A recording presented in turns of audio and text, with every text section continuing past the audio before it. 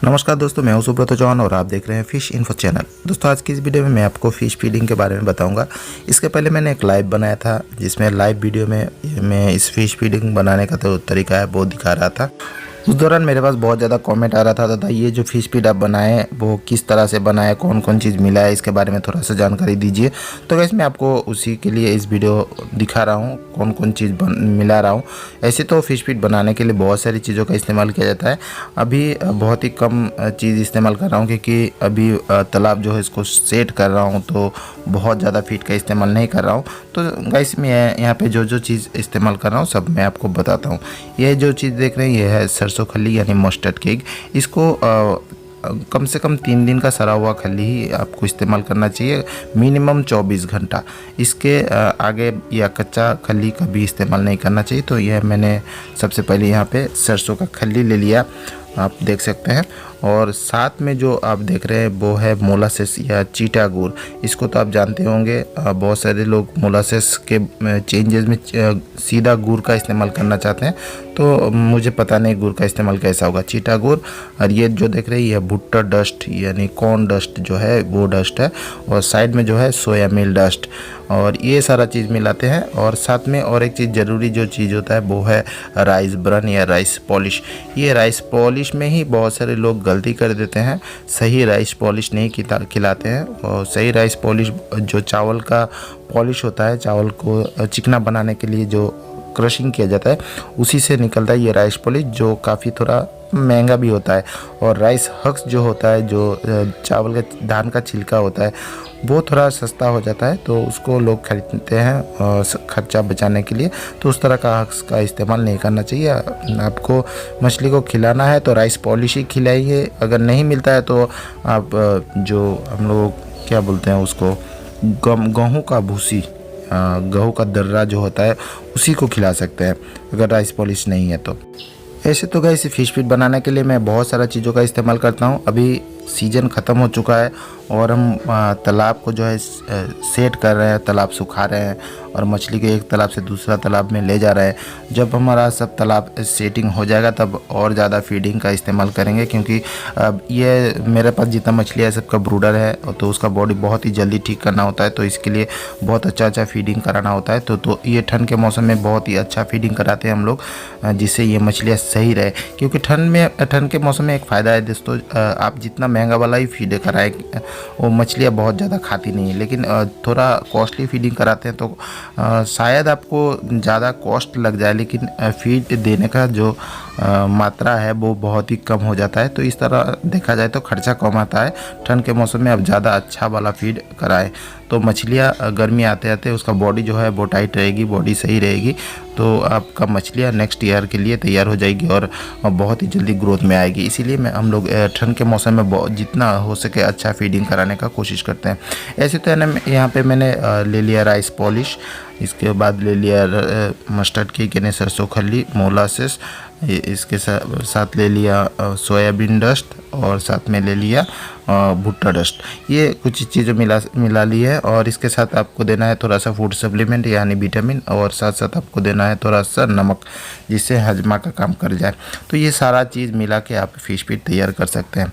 यहाँ पे देखिए किस तरह से हाथ से मिलाया जाता है। जैसे कि मेरे पास एक मशीन है, अभी फ़िलहाल वो मशीन जो है थोड़ा सा ख़राब हो गया है, तो उसको सर्विसिंग में दिया गया है, इसीलिए हाथ से ही बनाया जा रहा है। हर रोज़ हमको कम से कम 150 किलो 200 किलो का आसपास फीडिंग का ज़रूरत होता है 2 टाइम में। तो हाथ से बनाना काफ़ी मुश्किल हो जाता है, इसीलिए हम लोग एक मशीन जो बनाया है, आप शायद देखे होंगे, मैं उसके बारे में काफ़ी सारा वीडियो बनाया हूँ किस तरह से उसमें मिक्सचर किया जाता है।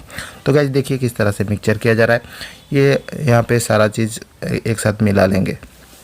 तो सबसे पहले जो राइस ब्रान है उसको अच्छे से दे दिया गया है और बीचों बीच जगह बना दिया गया है जो लिक्विड चीज़ है उसको मिलाने के लिए।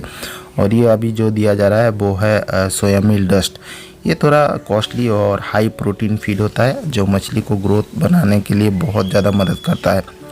और इसके बाद यहाँ पे भुट्टा डस्ट भी है, उसको हम लोग दे देंगे। बीच में देखिए सरसों का खल्ली डाल दिया गया है, जो जिसमें लिक्विड हो जाएगा तो बाहर की तरफ निकल ना जाए।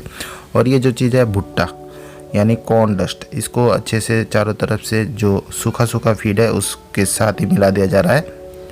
ये सारा चीज़ हो जाने के बाद हम और जो सूखा सूखा चीज़ें सबको एक साथ मिला देंगे।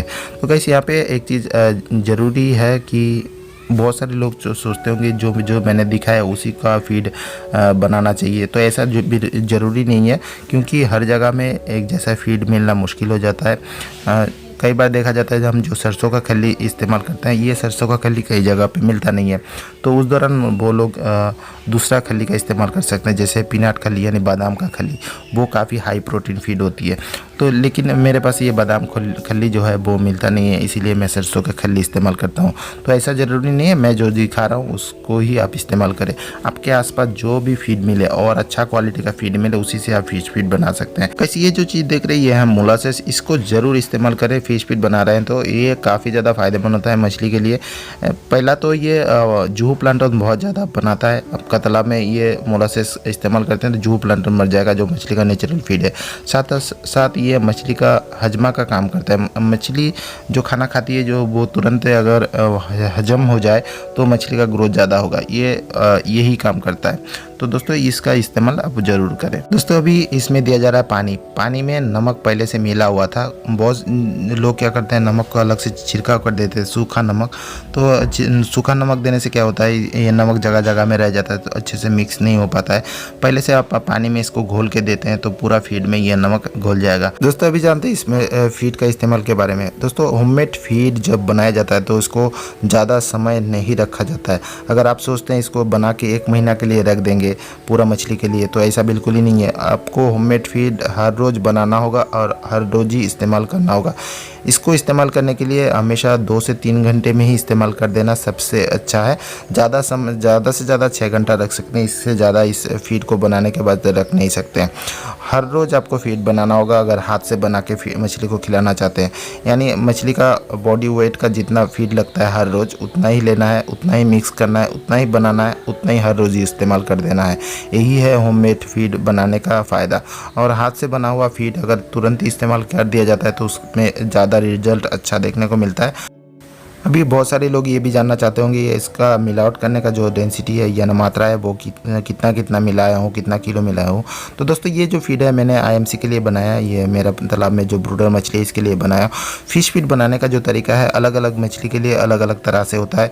किसी मछली में प्रोटीन ज़्यादा लगता है, किसी मछली में फ़ैट का ज़्यादा ज़रूरत होता है, उसी हिसाब से फीड को बनाया जाता है। तो आप किस तरह का मछली को खिलाना चाहते हैं उसी हिसाब से आपको फीड बनाना होगा। तो इसके लिए मैं काफ़ी सारा वीडियो पहले भी बना चुका हूँ। अलग अलग मछली का वीडियो है, अलग अलग मछली का फीडिंग का वीडियो है।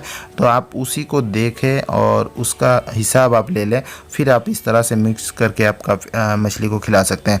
आप अगर बड़ा मछली को खिलाना चाहते हैं तो भी खिला सकते हैं। आप इसी फीड को अगर छोटा मछली को खिलाना चाहते हैं तो छोटा मछली को भी खिला सकते हैं। तो दोनों मछली का फिश फीड देने का तरीका भी मैंने कई बार बताया हूँ, आप चाहे तो उसको भी देख सकते हैं। तो मेरा जो प्लेलिस्ट है उसको मैं इन स्क्रीन में शो कर दूंगा, जिससे आप बहुत आसानी से देख के फिश फीड तैयार कर सकते हैं। तो दोस्तों इस वीडियो में मैंने असल में इसको मिक्स करने का जो तरीका है वो दिखाया और कौन कौन चीज़ मिलावट किया हूँ वो भी मैं दिखाया। तो दोस्तों ये जानकारी आपको कैसा लगा? अगर अच्छा लगा है तो लाइक करना, ज़्यादा से ज़्यादा शेयर करना, चैनल पर पहली बार आए तो सब्सक्राइब जरूर कर लेना। तो दोस्तों आज की वीडियो इतना ही, मिलते हैं नेक्स्ट वीडियो में नया टॉपिक के साथ। तब तक के लिए मैं सुब्रत चौहान आपसे विदा लेता हूँ।